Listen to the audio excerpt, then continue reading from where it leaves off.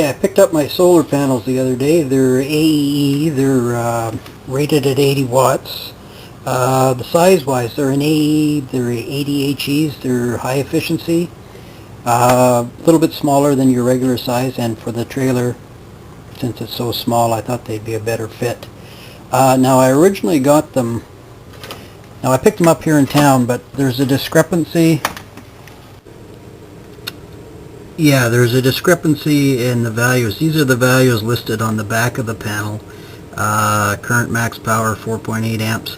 The VMP is what I was concerned with. This one here states 16.7 volts, whereas in the AEE literature it had it at 17.6. Just in some of the reading I've done, and I've got some inquiries to some online forums, I think it's better for the 17.6. Now I've asked AEE and they're going to get back to me. This may just be a typo error. They're not quite sure. So I'm going to wait till Monday and see what they have to say. It may be just a matter of going down and exchanging these panels for the ones with the VMP of 17.6. That'll, with the 17.6, from my understanding, that'll just allow MPPT on the controller to work better in optimal conditions with discharge batteries and cold panels. Got the panels laid out on the floor here. They gave me measurements of about 41.5 inches by about 40 3/4 inches.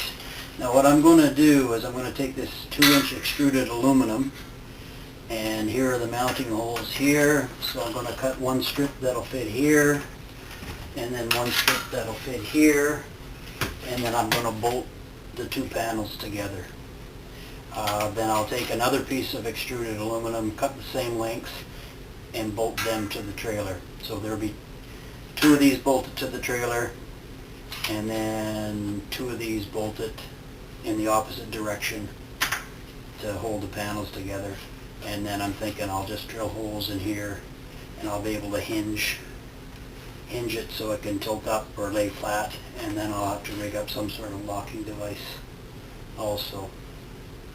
Then what I'm going to do is I'm going to wire the panels in series, so it'll be the positive of one to the negative of the other. Then I'll take the other 2 leads and feed them down through the trailer. As well, I will ground the panel. I will run a wire. I'll run it down inside the trailer as well, and then I'll just ground it to trailer. Now I'm going to take my measurements. I'm going to go outside and I'll cut the aluminum to size. 2 8-foot lengths of extruded aluminum, 2-inch. I took it, I cut 4 pieces 41.5 inches and drilled some holes. I'll show you. Here's the extra piece that was left over, and I just did a test. So the panels will be fastened to here. This will be on the top of the trailer, bolted in the top of the trailer. Stationary on the trailer like that, there will be a bolt in either side. But if I want, I'm going to have the option, if I need to tilt the panels, once I've drilled the holes on here to actually fit the panels on there, then I'll set it up on the trailer, mark where this one has to get drilled into the trailer. Now the roof is rounded, so I'm going to have a few problems. The panels themselves, they have a 1/4 inch hole in them. I'm going to use carriage bolts. I've oversized the hole here. It's 5/16, just because the carriage bolts are a little bigger around there. Now I'm thinking of carriage bolts. I just want to make it a little more difficult if anybody decides they want to try and steal them. I'll screw it in this side, then on the other side, then I'll do the same thing with the other piece of aluminum. So I'll have 4 bolts holding the 2 panels together. Then when I square it up, then I can go and I can mark where the other 4 holes have to go on the inside edge. Got the 2 panels squared up and bolted together. You can see there's 1, 2, 3, 4 bolts. Stainless steel carriage bolts. And there's where the 2 panels meet in the middle. Now once everything's set up and I know it's working, I might just put epoxy putty on the back side of the bolts there so nobody can get a wrench in there. I cut this here so it will angle up, but as all things happen, I didn't quite think everything through. I did the test with just the bottom piece and the top piece there. I wasn't thinking about this being in the way. So when it goes to tilt up, this binds here now. So what I'll have to do is I'll have to trim this one here also a bit. Here's how I'm going to have my panels wired together. I'm going to wire them in series. This will deliver 4.8 amps of current through the line to the controller at 33.4 volts in optimum conditions. So what you do, this is the one side of the panel.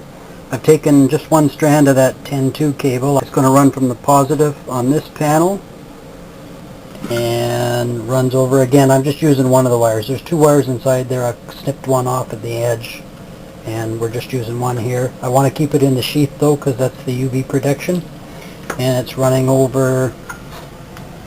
This is it here, coming into the negative on the other one. We then take another of that 10-2 cable, again just using one of the cables inside the sheath. I've snipped the other one off here. So this is from positive on this panel.